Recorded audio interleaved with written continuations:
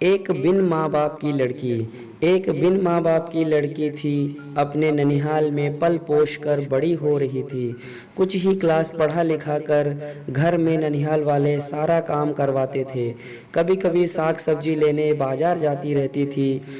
एक दिन उस लड़की से कहीं रुपया गिर गया। वह लड़की घबरा कर कई सब्जी वालों से कहने लगी कि आप सब्जी उधार दे दीजिए, मैं 2-4 दिन में आपको पैसे दे दूंगी।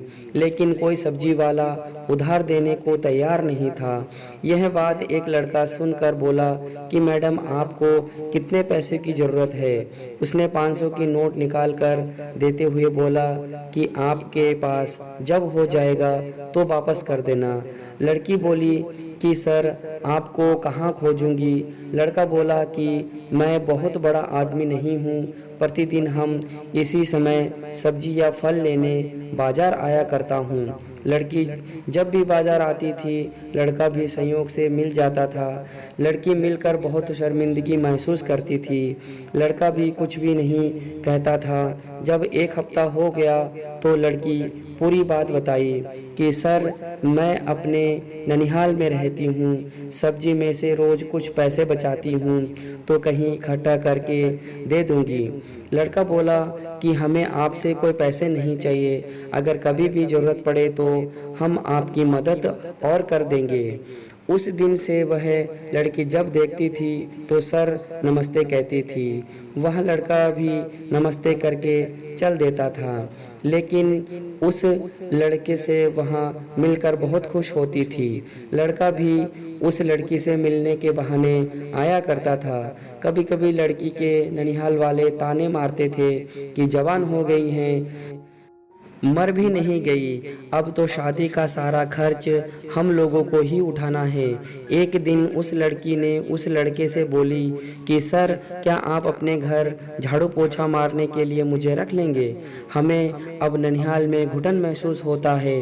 लड़का हंसते हुए बोला कि ठीक है, हमको अपने मम्मी पापा से पूछ लेने दीजिए। संयोग देखिए, वहाँ एक ज़रूरी काम से बाहर चला गया। लड़की जब भी बाजार आती के को उसकी नज़र ढूंढती थी। वहाँ लड़की निराश हो गई। किसी ने शिकायत भी कर दी, सब्जी लेने के बहाने किसी लड़के से मिलती है। अब रोज ननिहाल वाले प्रताड़ित करने लगे थे। लड़की ऊब कर मन में सोचने लगी कि आज अगर वह लड़का नहीं मिला तो आत्महत्या कर लूँगी। अजीब संयोग देखिए, उस दिन वह लड़का तब तक दिखाई दे दिया। लड़कों को देखकर अपने आंसुओं को रोक न सकी और नम आंखों से बोली कि सर, आप कहाँ चले गए थे? लड़की के नम आंखों को देखकर लड़का बोला कि आपसे एक बात बोलूं, नाराज तो नहीं होंगी? लड़की कहीं कि सर बोलिए। लड़का बोला कि क्या आप मुझसे शादी करोगी? कोई दबाव नहीं है। यह सुनकर लड़की फपक कर रोने लगी।